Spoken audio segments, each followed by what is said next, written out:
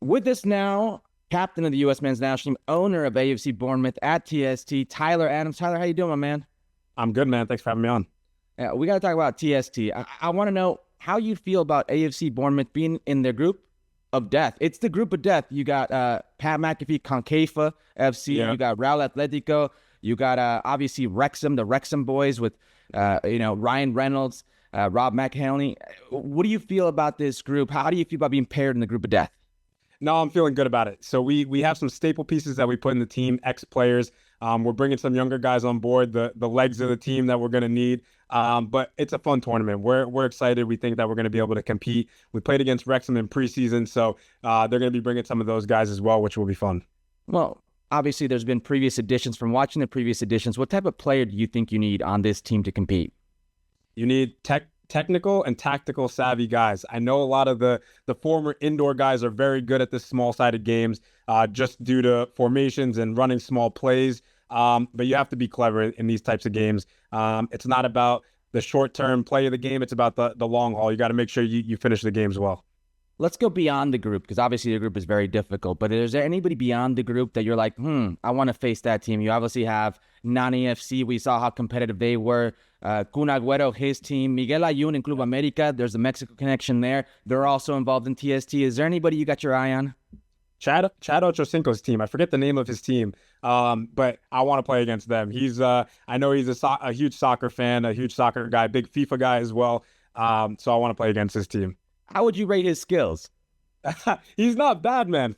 It's always interesting whenever you see professional athletes juggle a ball or try and shoot a ball. But watching him play, he's an athlete, man. He's a good player.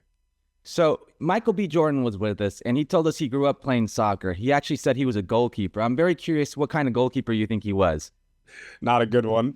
I can't imagine him being a goalkeeper. I actually didn't know that. That's funny. I got to bring that up next time I talk to him. That's right. All right, let me ask you a question. Who from this current U.S. men's national team pool of players would you insert in this very specific brand of tournament, the 7v7 with all the rules and regulations, how fluid it is? Who would you bring from the current U.S. men's national team to play with Bournemouth?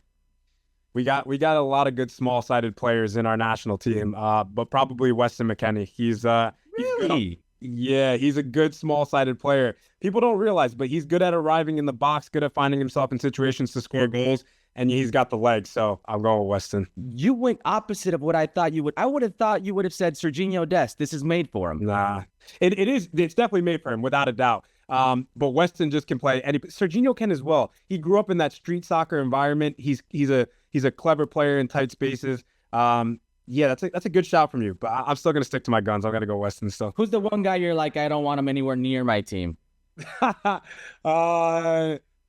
Just because he's my boy, I can say Chris Richards. he's staying at home. I'm keeping him on the bench. Tyler, why get involved with TST? Why get involved with Bournemouth here at this tournament? You got a ton of things going on. You're with the national team. You're playing the Premier League. You're also part owner of a USL team in Westchester, and also one in the Hudson Valley. Why get involved with Bournemouth in this tournament? Man, I just think it's so important that you see everyone gravitating towards a tournament like this, from people that, whether it's celebrities or people outside of the soccer world, that this sport is bringing people together. I think it's no better opportunity to showcase not just Bournemouth and obviously ex-players and the way that we want to grow the club. You know, when speaking with the owner, Bill Foley, his expectations of where he sees the club in 5 years from now is massive. It's global in a sense. So we want to continue to grow this, and there's no better market than the U.S. So obviously with myself and being a national team player, I want to do anything I can to grow the game in the U.S. And this is just another one of those stepping stones where you're able to do that. I got a bone to pick with Bill Foley. I'm still waiting for that Vegas team. I know. That would be incredible. We'll see what he does, but I mean, when you can buy an EPL team for a fraction of the price, I think he did that. That's very true. Good business right there. All right, my man. You know what makes this edition of TST very special, at least in my eyes? I look at some of the characters involved, and excuse my French, but some of the all-time best talkers in the game. I'm talking trash talkers. So I'm going to have you rank from worst to first the best trash talkers in this tournament, okay? I'm going to give you some candidates, and I'm going to have you rank them. Ryan Reynolds of Wrexham, obviously, you've seen his movies. If you watch those, Deadpool, the guy can talk anybody into circles. He can do you in.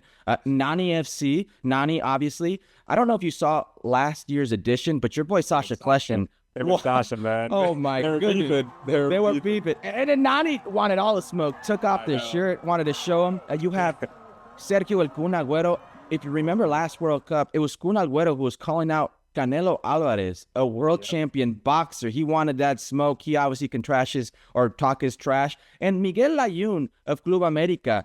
Miguel Layún, who after Mexico beat the U.S. men's national team in Columbus, he famously said, in your house, in front of your people, he's definitely got some trash talk in him. And I got to put you in there. You are arguably one, if not the best, U.S. men's national team trash talker ever. I'd put you up there with Kyle Beckerman. If you know Kyle, you know. I know Kyle. So I need you to rank the best trash talkers at TST from fifth to first. Who are you going with?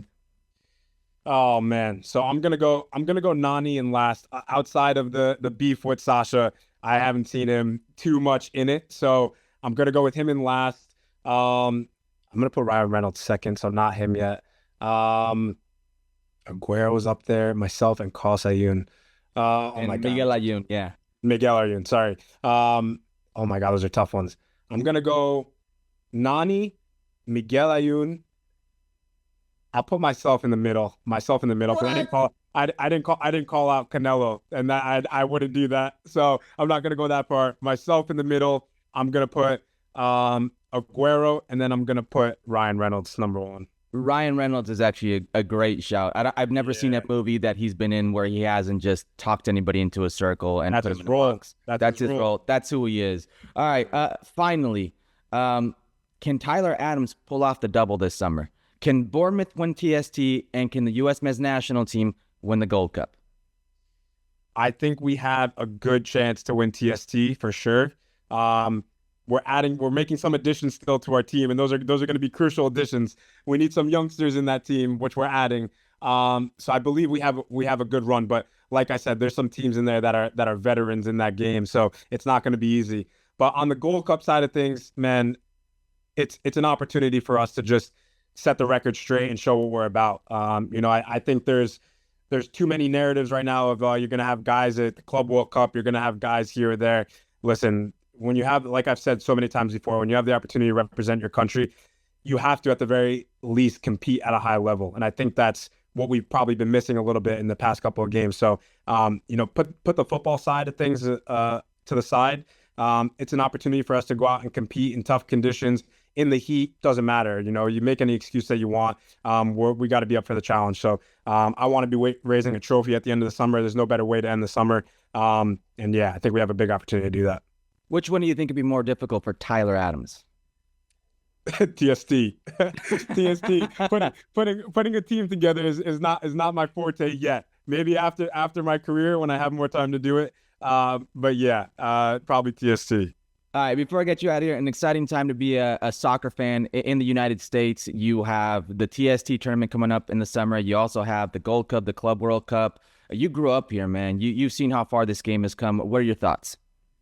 It's exciting times, man. It's really exciting. And when I look at my role as an ambassador of the game in the U.S. and just trying to get young kids involved in it and really just enjoy the game and have fun, I just see myself as a role model to kind of transcend the game. So, for myself, I want to make sure that I'm leading the right way, that I'm playing the right way. And every time I have an opportunity to play with the national team, especially, that we're representing our country in the right way. Because again, as a young kid growing up there wasn't always so much to look forward to. And now when you have a World Cup coming in your backyard, a Club World Cup, these are exciting times. So we have to make sure we cherish them. There you go. Tyler Adams of the U.S. men's national team, AFC Bournemouth this year in TST. Watch out, Chad Ochocinco. He's coming for you.